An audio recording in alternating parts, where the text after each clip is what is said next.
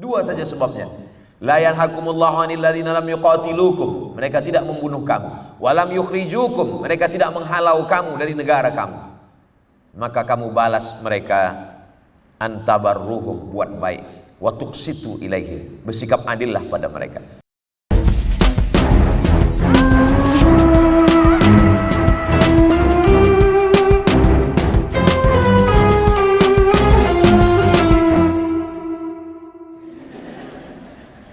Tanda yang kedua adalah bila kita cinta, kita akan selalu ringan untuk berkorban.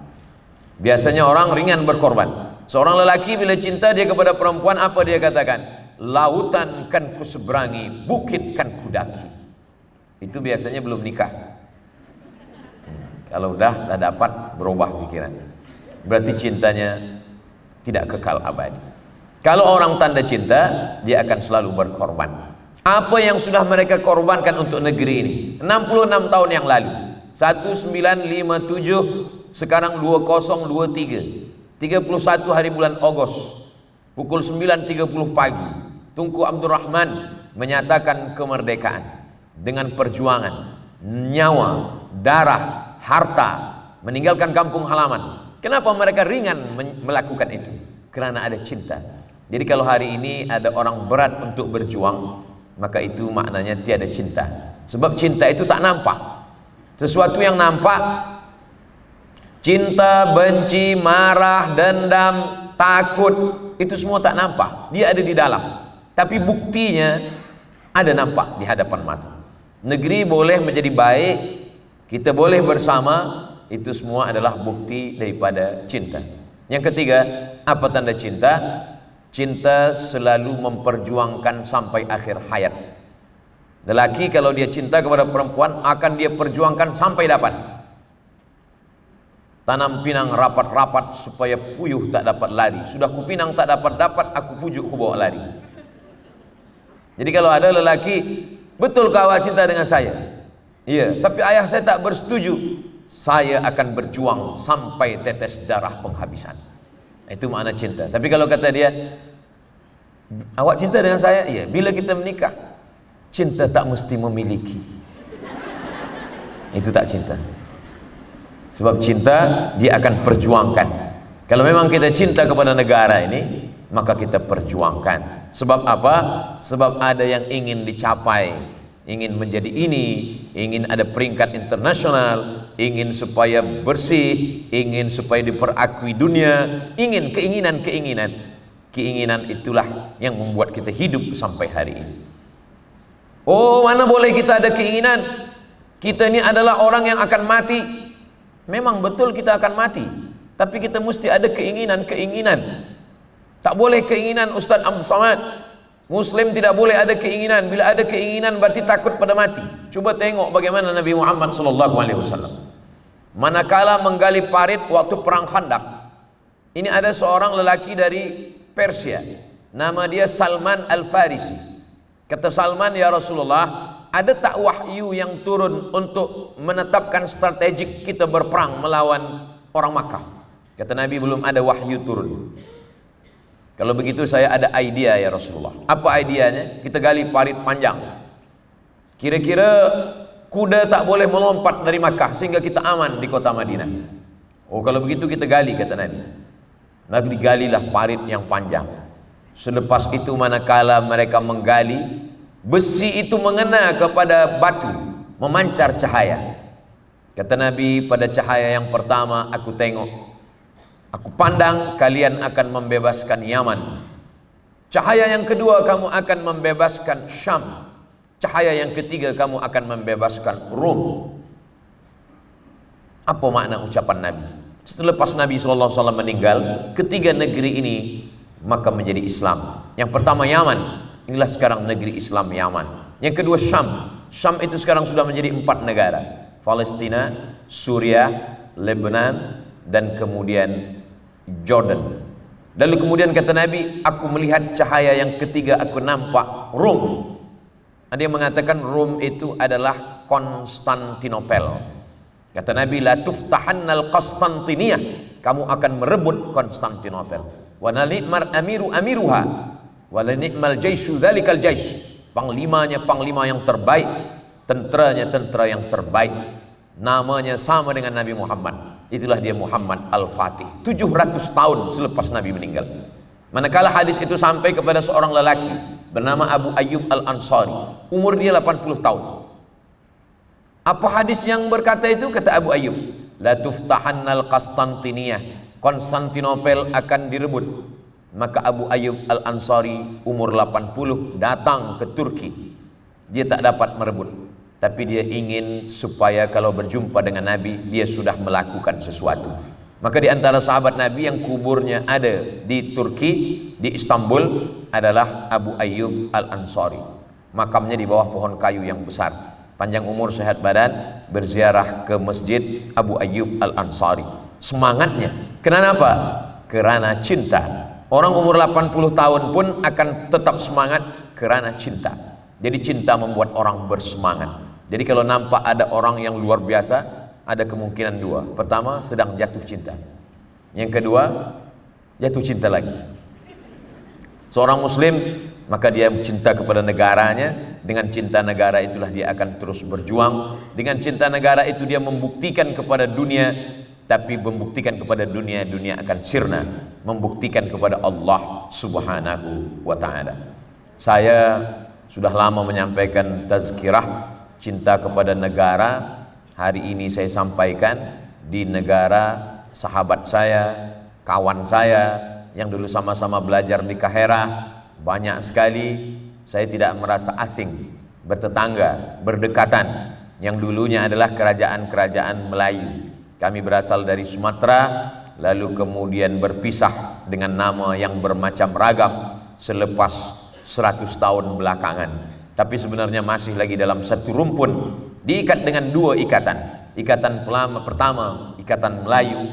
Ikatan yang kedua adalah ikatan Islam. Bagaimana kalau orang itu tidak Melayu, tidak Islam? Maka sesungguhnya kita diikat dengan ikatan yang ketiga, sama-sama manusia. Tidak Melayu, tidak Islam, tidak manusia. Kita diikat dengan ikatan yang keempat, sama-sama makhluk ciptaan Allah Subhanahu wa ta'ala. Makanya andai dia bukan manusia, bukan Melayu, bukan Islam, tetap juga kita disuruh berkasih sayang. Seorang perempuan melihat seekor anjing menjulurkan lidahnya karena haus. Perempuan ini perempuan yang tak baik. Anjing binatang yang tak baik dalam Islam.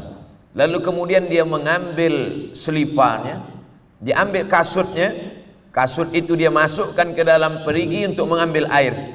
Tiga ini tak baik. Anjing tak baik, kasut tak baik, perempuan itu tak baik. Berita itu disampaikan ke Nabi SAW. Apa kata Nabi? Perempuan itu diampunkan Allah dosanya. Sahabat heran, kenapa Allah mengampunkan dosanya ya Rasulullah? Apa kata Nabi? Fi kulli kabidin ratbin sadaqah. Dalam setiap hati yang basah ada sedekah. Haiwan ciptaan Allah, bukan Melayu, bukan Islam, bukan manusia, tapi dia ciptaan Allah. Sedekah, maka kita sudah berbuat sedekah. Bila menyampaikan tentang perempuan membagi minum seekor anjing yang haus, sampaikan juga tentang perempuan yang tidak membagi makan kucing. Perempuan ahli ibadah, muslimah, tidak memberi makan seekor kucing. Disampaikan kepada Nabi. Kata Nabi SAW, dia masuk neraka. Kenapa begitu ya Rasulullah? Karena tidak ada rasa kasih sayang dalam hatinya. Perbezaan kita dengan orang yang tidak bertuhan adalah tak ada kasih sayang. Ketika Nabi SAW sedang musafir, dia tengok ada seorang sahabat mengambil api, lalu dia bakar sarang semut. Nabi marah. Apa kata Nabi? La yu'azzibu bin nar illa rabbun nar. Tidak boleh membakar dengan api kecuali Tuhan pencipta api. Sampai hari ini masih ada. Jadi kalau ada orang menggambarkan dalam bentuk gambar-gambar mengejek Nabi Muhammad SAW membawa pedang, sesiapa yang tidak bersesuaian dengan dia pancung kepalanya, bunuh saja, maka sesungguhnya itu hanyalah cara Allah supaya orang makin belajar Islam. Apakah betul macam itu Islam? Bagaimana konsep negara yang diajarkan Nabi Muhammad sallallahu alaihi wasallam? Akhirnya muncullah orang-orang yang menulis tentang Nabi Muhammad. Ada satu buku History of God yang ditulis oleh Karen Armstrong. Selepas dia mengkaji tentang Tuhan, dia ingin pula mengkaji tentang Muhammad. Maka dia tulislah History of Prophet Muhammad, peace be upon him. Buku itu menjadi bestseller. Semua orang membaca. Mereka tidak sebagai seorang muslim, tapi sebagai seorang kemanusiaan. Yang mau dilihat adalah bagaimana kemanusiaan seorang Nabi Muhammad sallallahu alaihi wasallam. Maka seorang lelaki dari Amerika bernama Michael H. Hart menetapkan 100 orang paling hebat di dunia, dan yang pertama sekali dia buat adalah Muhammad sallallahu alaihi wasallam. Lalu kemudian pemerintah Mesir mengundang Michael H. Hart untuk datang ke Kairo untuk menyampaikan. Mereka mengadakan dialog. Kenapa engkau membuat Muhammad nomor 1? Seandainya yang menulis buku ini Abdul Somad, dia tulis Nabi Muhammad nomor 1, mungkin dia ingin dapat syafaat, ingin masuk surga. Tapi ini tak ada hubung kait sekali dengan Islam. Kenapa kamu buat? Sebab banyak pemimpin tidak sempat berkuasa, sudah meninggal dunia. Ambil contoh Nabi Musa alaihissalam. Nabi Musa membawa 600.000 orang-orang Israel dari Mesir. Dia selamatkan dari pembunuhan Fir'aun. Belum sampai ke Palestina, dia sudah meninggal dunia. Perjalanan itu diteruskan oleh murid Nabi Isa alaihissalam, diteruskan oleh murid Nabi Musa alaihissalam.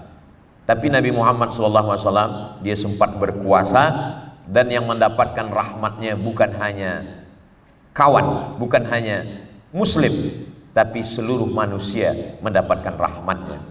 Dan yang pertama kali di dunia ini membuat aturan perundang-undangan, tidak boleh membunuh binatang, tidak boleh mencabut pokok kayu.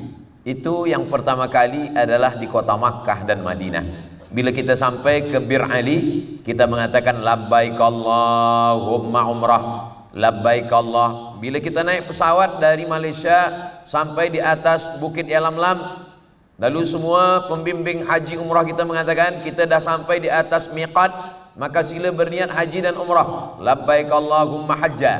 Bila kita sampai ke Makkah, ke Madinah, kita tak boleh membunuh binatang, kita tak boleh mencabut pokok kayu, kita tak boleh mengganggu orang.